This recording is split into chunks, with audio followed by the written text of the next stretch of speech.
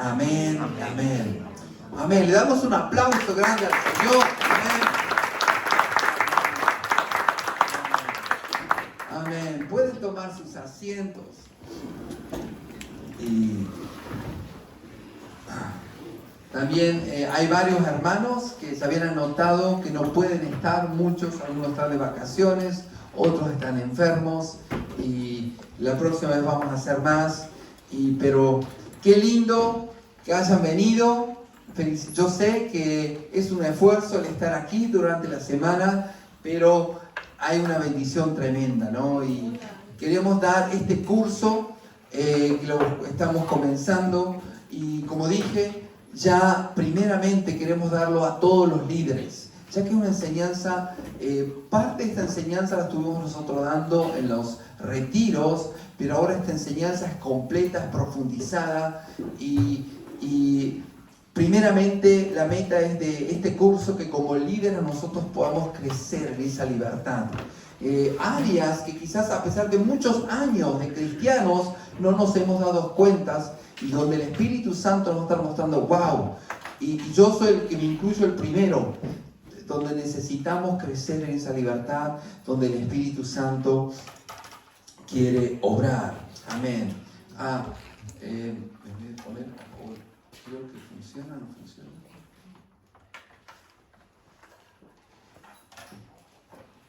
¿Qué querés? Sí, era un... ¿Qué folio? ¿Quieres que lo cambie? Para que cambie folio, sí. Disculpa ahí. Ok. Pensaba que funcionaba, pero bueno. Muy bien. Perdona, ¿no quieres informar de la asistencia? Que son 6 Sí. Gracias, gracias. Ahí tenemos una lista de asistencia, ¿sí? Que ustedes están pasando. ¿Y por qué tomamos asistencia? Porque queremos realmente que las personas estén presentes aquí y de esta forma no va a ser solamente enseñanza, sino también ministración. Y que por eso no estamos nosotros dándolo online para el resto de los líderes, sino que ustedes pueden decir, yo hice este curso, y de esta forma nosotros vamos viendo, ok, en el futuro, para que ustedes puedan estar dando el curso, solo los líderes que han hecho este curso, ¿sí? Y porque es un curso valiosísimo, una enseñanza hermosa, y por eso les pido que hagan el esfuerzo ¿son 6 clases? No, 8. Son en total 8 clases, lecciones, y mínimo 6 tienen que estar asistiendo para que se les cuente que han hecho el curso. ¿Está bien? ¿Sí? Muy bien. Ya comenzamos con este curso. Podemos comparar este curso a un viaje con un barco, ¿sí? Un viaje, ustedes tienen ahí el cuadernito también para que hagan sus anoten y demás, pueden escuchar, pero podemos comparar con un viaje donde todos se preparan para un viaje. Imagínense un viaje, no sé cuánto fue, un crucero que cruzaron de aquí a Brasil o no sé a dónde, al otro lado del mundo, ¿no? Y hay mucha expectativa, ¿no? Que vamos a encontrar allí, tormentas de aquí y demás, un lugar desconocido donde nunca hemos llegado, ¿no? Y esto se compara este curso, donde se preparan todos, se están preparando los marineros, todo demás, y listos a zarpar, ¿no? En el viaje. Pero lo más hermoso es saber que el capitán de este barco es Dios mismo. Jesús es el capitán de nuestro barco. Él es el que quiere llevarnos en dice, experimentar libertad por quizás lugares donde uno se abre en áreas donde quizás dijimos, no, de esa área yo jamás voy a hablar, de esa área aquí y demás, con el Señor, no para exponernos, pero es la forma como Dios puede traer sanidad espiritual a nosotros, patrones y formas de pensar. Entonces, en nuestro viaje es similar como este barco, donde vamos, quizás sabemos, podemos estar totalmente confiados, sabiendo que Jesús, que Dios nos va a estar guiando, el Espíritu Santo nos va a estar guiando, Él es nuestro capitán. Entonces, Él quiere que experimentes dejar las orillas desconocidas atrás, ¿no? Y yo sé que es algo que a nadie le gusta, ¿no? Yo en mi lugar donde me siento cómodo, acá me quedo, ¿no? Pero dar pasos donde el Señor dice, bueno, quiero que camines un paso en las aguas, que vayas a un nuevo rumbo, ¿no? O que sueltes esto aquí y demás. Eso cuesta, ¿no? Son pasos de valentía, dejar atrás para poder encontrar el camino que el Señor tiene en plenitud. Y cuanto nosotros más experimentemos esa libertad en nuestras vidas, es cuando Dios va a poder obrar más a través de nosotros, de una forma mayor. O sea, todos tienen dones aquí, todos tienen llamados, pero Dios quiere que ese llamado pueda explotar de una forma nueva. Y es cuando nosotros vamos reconociendo áreas en nuestras vidas de soltar y entregar paso a paso cada área más y más en las manos del Señor. Experimentar la libertad significa pasar por un proceso basado en la redención de Jesús. Como dije, son a veces reconocer huellas negativas y sustituirlas por conductas o nuevos patrones de acuerdo a la palabra de Dios, ¿no? Yo creo que todos nosotros tenemos algunos comportamientos negativos de nuestra vieja naturaleza, todos, y ahí es donde nosotros somos desafiados, ¿sí? Y saber que es lo mejor que tú y yo podemos hacer es entregarnos. Y quizás digas, bueno, yo tengo 20, 30 años de cristianos.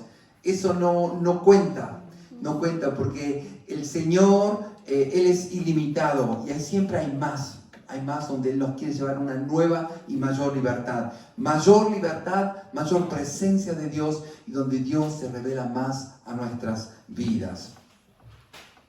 Vamos a ver el concepto básico de esta libertad divina, donde en esta primera lección que vamos a estar dando hoy, conceptos básicos de esta libertad. ¿Por qué estás tú en este curso? ¿Por qué estamos? Porque primeramente saber que Dios está interesado que podamos crecer en esta libertad, ¿no? Y ahí tenemos nosotros el ejemplo del pueblo de Israel, ¿no? El pueblo de Israel también llegó un momento donde Dios dijo, bueno, llegó el momento, se cumplieron los 400 años donde yo voy a sacar a Israel de Egipto, y dice, prepárense también sobre este barco a salir un nuevo rumbo. Era un rumbo desconocido, pero Dios conocía muy bien hacia la tierra prometida que ellos tenían que conquistar. ¿Cuál fue el problema? El problema fue que la mentalidad de ellos permaneció. Eran libres, pero su mentalidad era esclavos. Ellos esclavos, como dice, hay un refrán que dice, el pueblo de Dios había salido de Egipto, pero Egipto aún no había salido de ellos. Y muchas veces nosotros, o el Espíritu Santo nos revela a nosotros formas como nos comportamos, cómo hablamos, cómo actuamos, quizás también nuestra incredulidad cuando Dios nos habla a nosotros, que tenemos a Egipto aquí en nosotros todavía, porque nos dejamos influenciar por otros, o también que ya lo traemos el Egipto y es lo de Dios quiere trabajar. Entonces vemos que este cautiverio había caracterizado, había impregnado a los israelitas esta forma de pensar, y eso es lo que a ellos les costó tremendamente. Y nosotros también, nuestra vida pasada en el pecado, también fuimos marcados. Y ahí es donde el Señor quiere romper eso, quiere para que seamos libres totalmente, ¿no? Ellos, por ejemplo, si volvemos a una foto anterior, ellos tenían ese sentimiento de ser esclavos, que siempre eran indefensos, que siempre iban a sufrir injusticias. Pero una persona que ya no es esclavo sabe quién es, sabe el derecho que tiene, y eso también habla de la autoridad que Dios nos ha dado, ¿no? Para no vivir en esa intimidad que yo hablé hace un tiempo atrás, ¿no? En el temor. Entonces el Señor nos quiere mostrar también cambiar nuestra forma de pensar, ¿sí? Purificar nuestros pensamientos para creerle a Él. Porque ¿saben qué? Dios no pudo. ¿Por qué no pudo llegar el pueblo de Israel? Quizás se dice que en 2 o 3 meses iban a llegar a la tierra prometida. ¿Cuál fue el número 1? El obstáculo número 1. Murmuración. ¿Qué más? Incredulidad. Desobediencia. Y ustedes ven muchas veces que todo eso va conjunto, una y otra cosa, ¿no? Y muchos son los mismos patrones que se repiten muchas veces cuando Dios quiere cumplir cosas en nosotros, que nosotros, una de estas cosas que no las cumplimos, o sea, nuestra incredulidad, desobediencia o nuestra duda, ¿no? Y al final de esos 3 meses, ¿cuánto tiempo se hizo? 40 años, imagínense, a tal punto que esa generación tuvo que morir en el desierto para que se levante una nueva generación, y esa nueva generación sí le creyó a Jesús, a Dios, creyó las promesas, y ahora dice Dios, bueno, con esta nueva generación yo vamos a poder entrar y derribar los muros de Jericó. Ahí vamos a entrar. Y esa es la generación, no importa la edad, pero es una generación que le cree al Señor. Una generación de gente valiente, ¿no? Y los gigantes están siempre, ¿no? Y hoy también tenemos otra clase de gigantes que también están, pero ahí a no desistir. Como dije, huellas de pecado, cosas que han marcado patrones de conductas y todo eso. Y estos conceptos básicos de nuestra libertad divina están basados en 6 verdades fundamentales, ¿sí? 6 verdades, y aquí vemos estas 6 verdades, y eso quiero que se lo marquen bien, porque eso es lo que nos va a ayudar a nosotros, donde nosotros podemos decir por qué es que Dios puede y quiere transformarnos. Primero, todos tenemos a nuestro Padre Celestial, ¿sí? Que nos ama con un amor eterno, un amor increíble. Entonces, esa es la base número 1 de entender. Tenemos un Padre que nos ama sobre todas las cosas. Segundo, tenemos a nuestro Señor Jesús. Te pongo el paso a paso desglosando, ¿sí? A Jesús, nuestro Salvador, que murió por nosotros. Tenemos al Espíritu Santo en tercera parte, que está nuestro ayudador, que nos guía. Tenemos la victoria, es tu victoria. Esa victoria que Jesús ganó en la cruz por nosotros. Y dice, yo ya la gané, tú no la tienes que pelear, ¿no? Él ya la ganó. Y después una nueva naturaleza en Él. Y sexto, tu iglesia, el hermano a tu lado, que Dios puso. Esa es tu iglesia, no estás solo, ¿sí? Entonces, a través de, cuando nosotros nacemos de nuevo, nos convertimos, todos estos 6 puntos son parte integral de nuestra vida, ¿sí? Y es importante, algunos hacen mucho énfasis solo en el Espíritu Santo, otros hacen solo en Jesús, ¿sí? Otros, bueno, victoria, pero el resto se olvidaron que tiene un Espíritu Santo que quiere guiarlos. Otros, solo la iglesia y el resto nada. Pero todo eso tiene que estar, estos 6 elementos, de forma, ¿cómo puedo decir? Integrada, que nosotros podemos basarnos en estos 6 pilares. Gracias Padre, gracias Jesús, gracias Espíritu Santo. Y eso es lo que queremos hacer. Un Padre que nos ama. Bueno, vamos a ir paso a paso, ¿no? Y vamos al primer punto. Entonces, tú tienes un Padre que te ama profundamente. Y eso ya ahí comenzamos, ¿no? ¿Qué le dijeron aquí? Acá en Suiza, por ejemplo, hoy hablaba también con otro hermano y me decía, bueno, el cuadro de Dios acá en Suiza, en Europa, es un Dios que te castiga, hace algo malo y ¡pa! No, eso es un Dios malo. Entonces, cuando te sucede algo malo, ¿por qué? Es porque Dios te castigó. Ese es el cuadro que el mundo, que Satanás inculcó en el mundo, es un Dios severo, es un Dios sin escrúpulos. Pero la Biblia dice todo lo contrario, es un Dios lleno de amor, que nos ama profundamente. Y que Jesús haya llegado acá a la tierra es gracias a Dios Padre. Entonces, dar gracias. Y entonces leemos, dice, mirad, vamos a leerlo en voz alta todos, amén. Mirad cuán amor nos ha dado el Padre para que seamos llamados hijos de Dios. Por esto el mundo no nos conoce porque no le conoció a Él. El mundo no conoce a Dios, dice, Dios es un Dios de odio, Dios es un Dios, Él es culpable de todo lo que sucede, de las guerras hoy en día, y porque no le conoce a Él, no nos conoce a nosotros, pero nosotros le hemos conocido y gustamos. Y un padre, ¿qué hace un padre? Creo acá que la mayoría somos padres, ¿sí? Cuidamos de nuestros hijos. ¿Y cómo cuidamos? Lo mejor dice, si nosotros siendo malos somos buenos padres, entre comillas, o queremos dar lo mejor, ¿cuánto más nuestro Padre Celestial, ¿no? Entonces yo digo, eso nos va a ayudar a nosotros a poder pasar por circunstancias difíciles, pasar por enfermedades, pasar por problemas, toda clase de índole. Señor Padre, tú me amas, tú estás en control. A pesar de eso, yo me aferro a ti. Y yo hablaba esta tarde, pude hablar con una, bueno, lo hago cortito, una hermana pues ellos son doctores, ellos son, bueno, están de misionero en España, estuvieron muchos años atrás en Rusia, y ellos vivieron de todo. Han vivido de todo. 3 hijos, hace como 10 años, el segundo hijo murió después de una enfermedad larga y todo demás. Y están pasando por todas clases, pero yo escuchaba en su voz un Dios que nos ama, un Dios que tiene todo bajo control, el que sigue, ¿no? Digo, wow. Eso es la madurez de una persona que conoce a Dios. Y también nosotros podemos fracasar como cristianos. Cuando pasamos por un tiempo largo, duro, y no entendemos, y dices, ¿dónde está tu amor, Padre? ¿Dónde está el amor que siempre nos habla la Biblia si estoy pasando solamente una calamidad tras otra, ¿no? Yo me acuerdo cuando era yo pequeño, yo tenía 12 años, y le diagnosticaron a mi mamá cáncer.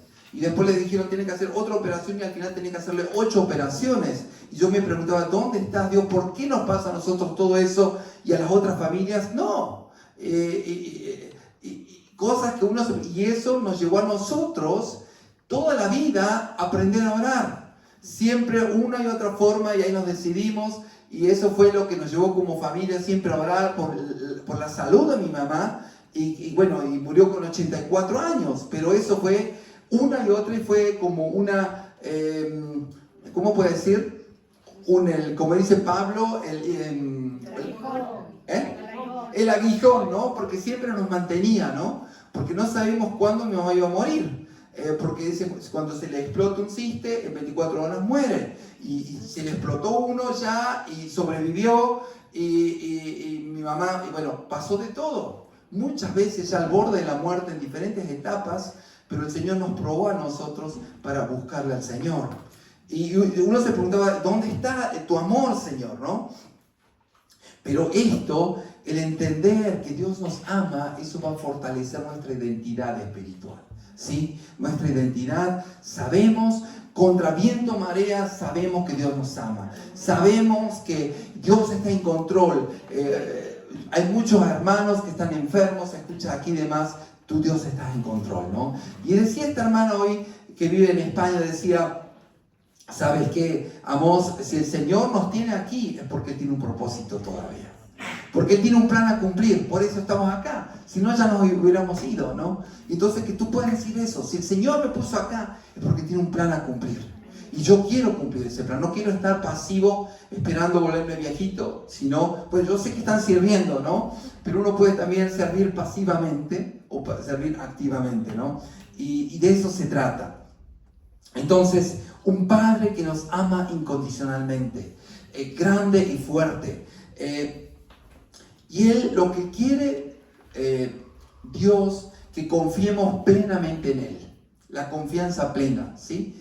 Y muchas veces no es fácil. Sobre todo cuando vemos que las cosas no se cumplen, cuando vemos que el tiempo pasa y no salen las cosas como nosotros esperábamos, quizás familiarmente, en el ministerio y demás, pero es decir, que sepas, Él siempre tiene los mejores pensamientos sobre tu vida, sobre tus planes, ¿sí? Y las cosas que suceden es porque Dios prueba nuestra fe, una y otra vez, prueba nuestra fe, ¿cómo está? Y ahí cuando nosotros permanecemos, quizás no sentamos el momento, pero es el Señor nos está fortaleciendo nuestra fe. Él nos está capacitando a poder continuar. El Padre te dice a cada paso, te amo con todo mi corazón. Puedes decirle al hermano a tu lado, Dios te ama de todo corazón.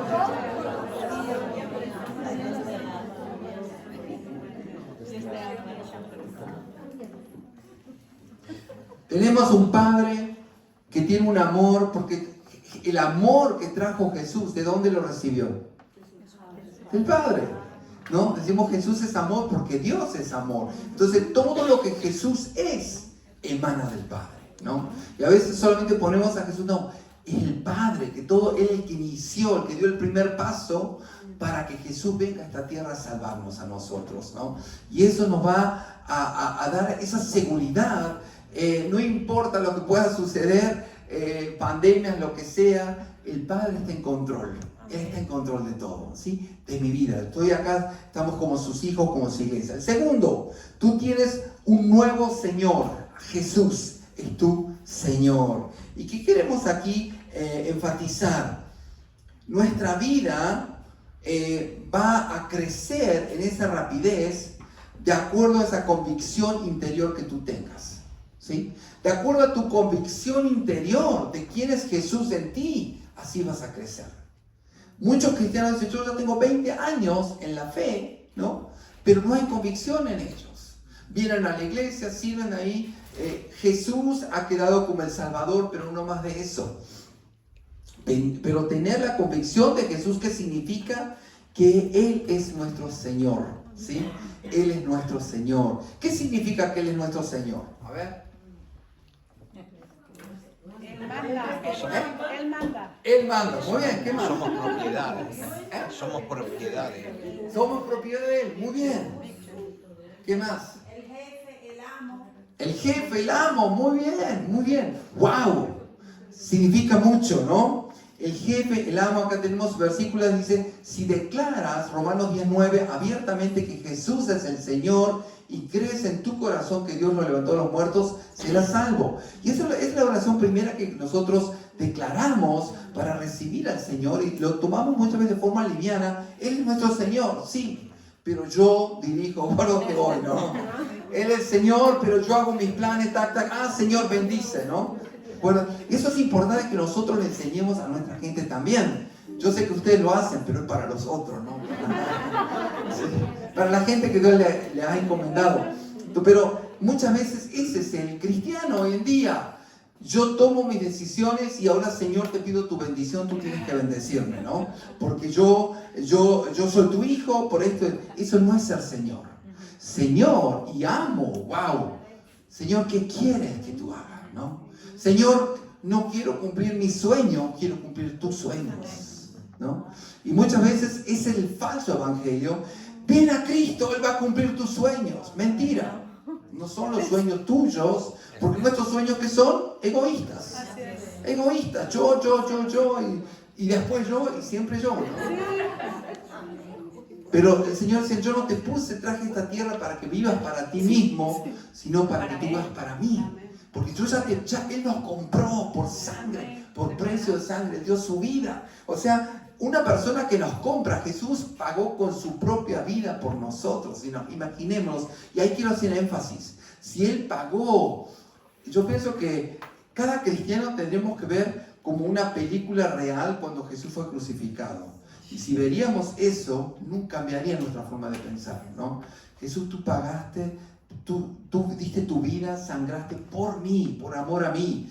Y ahora te pertenezco a ti, entonces ya no vivo para mí, sino vivo para Él, ¿no?